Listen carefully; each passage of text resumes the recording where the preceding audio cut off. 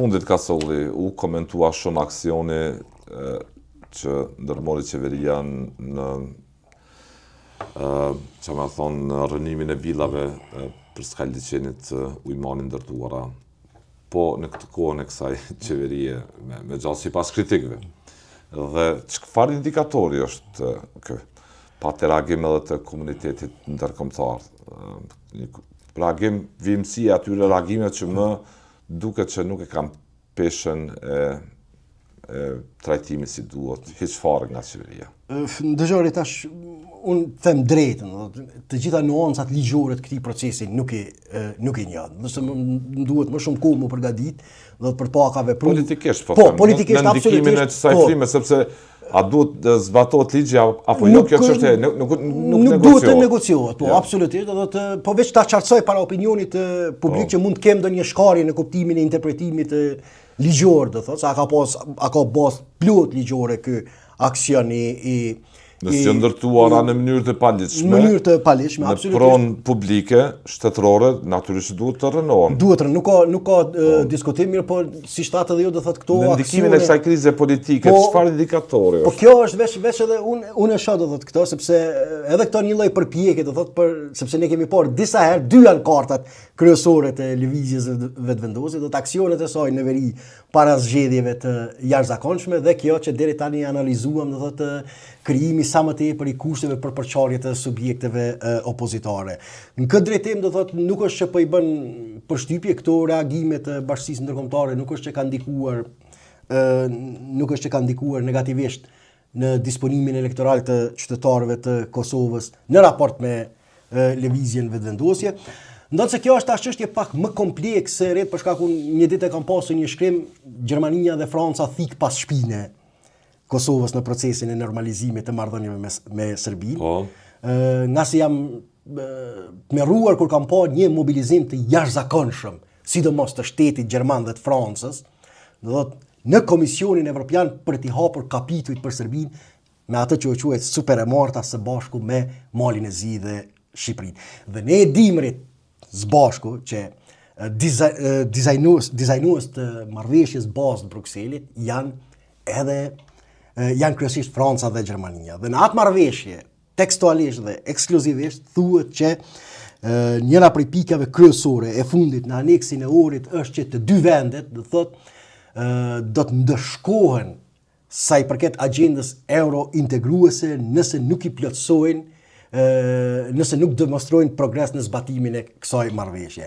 Dhe duhet ta themi hapur, nuk është që edhe Serbia ka demonstruar vullnet në zbatimin e kësaj marrëveshje. Prandaj ishte fat, do thotë, vetëm disa vende si Kroacia dhe këto që sepse dim si funksionon vendimarrja në Bashkimin, disa vende si Kroacia dhe këto e bllokuan këtë hapin e kapitujve sepse ajo do thotë sa për vullnetin e Francës dhe Gjermanisë, do thotë atë ditë ishte. Çfarë tregon kjo? Kjo është për mua shumë shqetësuese. Nuk po them, ndërsa tash kjo kërkon një analizë. Po është për mua, ndëgjoj, për shkak sepse kjo marrëveshje është e vërtetë që nga Kosova, ne jemi ende brenda një rrethi vicioz.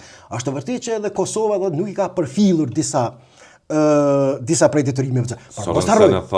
Por mos harrojmë vetëm një fakt. Ka filluar zbatohet. Mos harrojmë vetëm një fakt. Pra edhe Glauko Njusa. Mos harrojmë vetëm një fakt.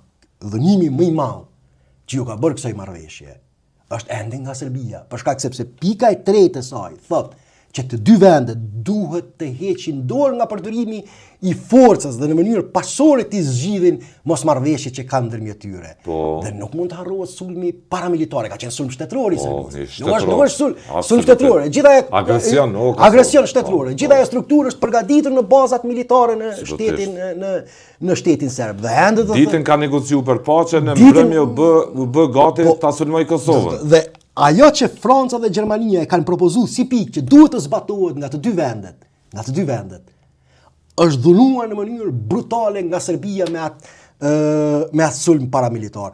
Dhe tash edhe në Varag, edhe në Varag dhe tash do thotë ai lloj mobilizimi jashtëzakonshëm në Komisionin Evropian i këtyre dy shteteve që domosdoshmërisht Serbisë i hapën negociatat së bashku me Shqipërinë dhe Malin e Zi, për unë ka kriju shumë dyshime të mëdha, do thotë dhe se shpëndodh në prapaskenë. Se shpëndodh në prapaskenë dhe që është temë besoj që një tensionim i situatës politikisht në veri ka solli, përsa që Kosova ka dhënë zotime në Bruxelles në orë me aneksin, edhe për asociacionin atje. Ka e shpim politikisht situatën atje? A mund të qoj deri të një vendimari ultimative njanshme vetë serbëve atje për një tensionim i tillë i situatës në veri, nëse mund ta them me tendenca për shkallëzimi.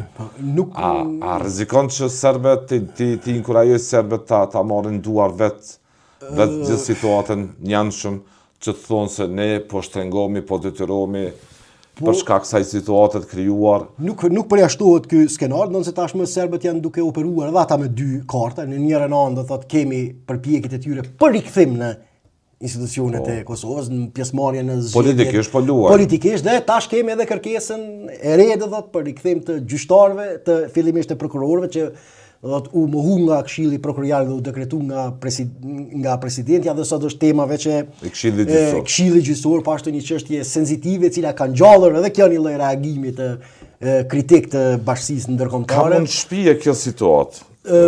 Ka e qënë vendin politikisht si pas jush? Çfarë tereni krijon? Për kë e krijon atë teren? Ndëgjoj, tash unë prapë tham jemi në pritje të lloj variable që mund të ftoft absolutisht, unë kam qenë shumë kritik ndaj disa veprimeve që janë bërë në pjesën veriore nga qeveria e Kosovës, nga frika, pikërisht nga kjo frikë që mund ta shtrojnë bazën që t'i sforcojnë nesër edhe më shumë kompetencat e argumentin që t'i sforcojnë edhe më tepër argumentin për sforcim të kompetencave të bashkisë së komunave serbe. A mund zbatohet njanshëm zajednica në ndikimin e kësaj klime ta tham të tensioneve mbi veri? Po aktualisht topi, tash unë nuk e di, aktualisht topi është ende te qeveria e Kosovës. Duhet proceduralisht po e analizojmë procesin, topi është te qeveria e Kosovës, kjo e fundit duhet ta dërgoj draft statutin në gjykatën kushtetuese, ende nuk është ndërmarrë asnjë veprim në këtë drejtim, për aq kohë sa pret tash edhe bashkia ndërkombëtare dhe sa do thotë serbët mund të presin mbetet të shihet mirë, po intenca e tyre aktualisht është pse po jeshtin serbët, ke ndonjë dyshim? Intenca e tyre është që ta forcojnë edhe më tepër pretendimin që janë të padëshiruar nga Prishtina dhe mos harro dhe të patëm kritikën e Brukselit në raport me këtë proces dhe po ashtu arsyetimin e Departamentit të Shtetit që dialogu strategjik me Prishtinën nuk mund të rifilloj pa ndruar sjellja e qeverisë së Kosovës në raport me komunitetin serb. Situata duket një qetësi parastuhis. Pra pasken ka mjaft s'po them hile ashtu, po mjaft skenar që mbase heshtur aze në teren të krijon rrethonat për një zajednicë dhe më të fortë nga ajo që është menduar. Disa herë kemi analizuar një teren politikisht që po kërcënon këtë Kosovë të Atisarit. Absolutisht, disa herë kemi analizuar këtë skenar, në disa emisione, unë gjithmonë e kam se po heshtin serbët, nuk kemi mësuar të shohim të tillë. E kam ngritur drojnë që këto përfitime momentale që mund krijohen nga kjo klime polarizuar shoqërore, në fund do thotë sepse këto jo pak të lashe na kanë sjellur, mos harro, tjetër është përpjekja për të relativizuar, prapë tham janë humbje shtetërore të Kosovës, tjetër është përpjekja për të relativizuar. Nuk është fitore e madhe për Kosovën, jo nuk është fitore, por është humbje serioze për Kosovën, ndërprerje, pezullimi i dialogu strategjik ndërmjet Washingtonit dhe Prishtinës për këtë temë dhe fillimi i tij me Serbinë. Ndonse Ka thënë zotime ka solli në e përmende, në Bruxelles me 27 shkurt, 2023, dhe në Ohër, apo në mars, aneksi Ohërit, 18 mars. 18 mars. Në Ohër, ka thënë zotime vetë Kurti. Bëri një kompromis të madh, po ashtu të cilësuar si mjaft rrezikshëm për aspektin demografik dhe jo vetëm me ligjin për shtetësinë. Dhe në anën tjetër shohim përpjekje, ta them ashtu, heroike që po e përballin Kosovën me çortime të këtilla të komunitetit ndërkombëtar. Po ndëgjoni, duket pak e habitshme në prapaskim.